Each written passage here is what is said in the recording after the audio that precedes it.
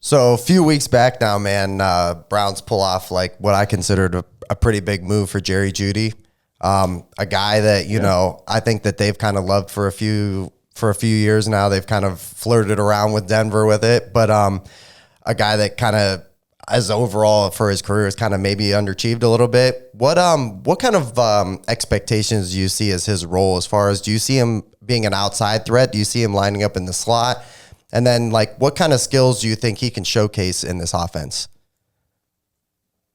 Yeah, Jerry is fun. You made a couple great points there, which is really stuck in an unfortunate situation where you're like, I think his OC his first 2 years was Pat Shurmur, I think. Like, wolf. So that's where you start. That's where yeah, right.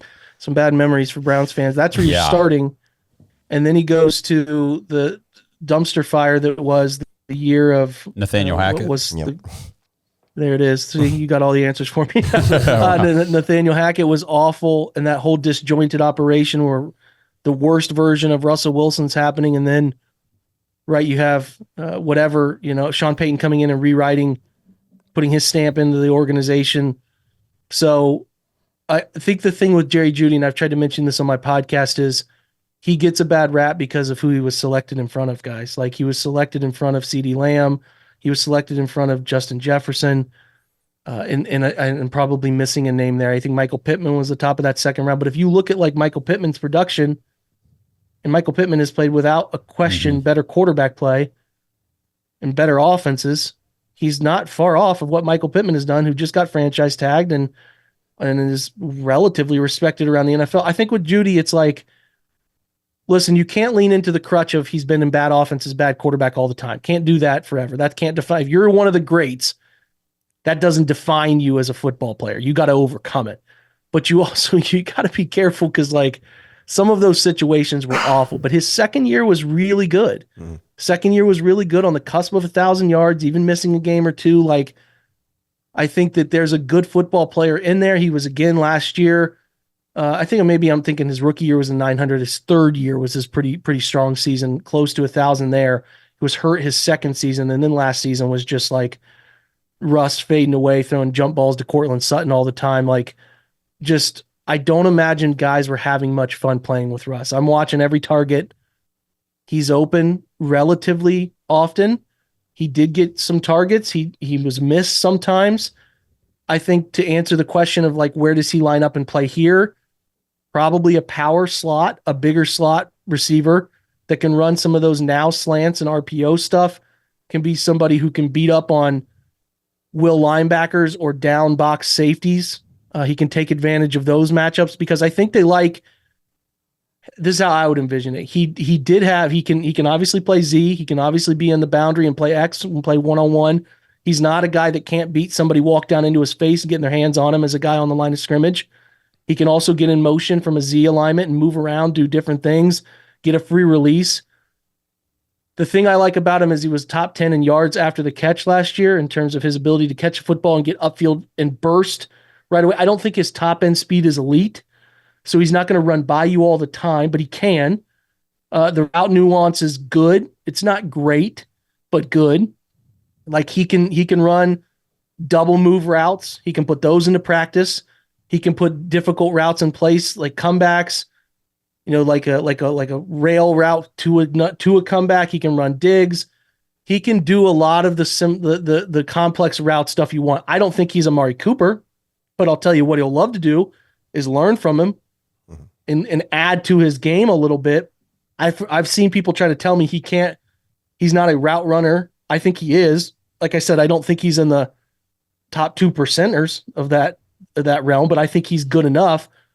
And I think the Browns envision him as a guy who's going to get better in a place he's happy to be, can play a whole bunch of different alignments, right? And should be able to be a matchup driven target situation week to week, because Amari Cooper is going to get attention. 85 running it wherever he goes is going to get attention.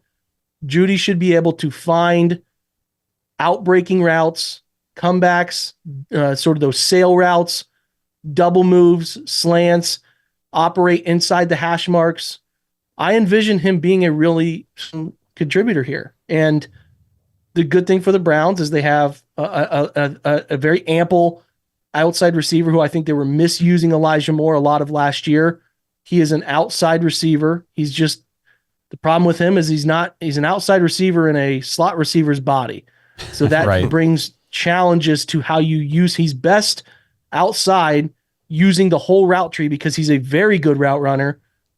But he's not comfortable operating in the slot. Like, it was just a very uncomfortable experience for him doing that in New York and then doing it again in Cleveland. And when they put him outside late in the year, much better. And I think they're going to use these guys in a whole bunch of different alignments, bring Cedric Tillman into the fold when they want to have additional blocking ability. But I think Cedric Tillman, they want to keep developing him. Like, I see a world where they're going to play 4 receivers. And if they love a guy in the draft, they still might take another one, because what they are doing is, we know Jerry is going to be a part of this in 25 and beyond. So that tells you who they're going to target. They're going to give him targets.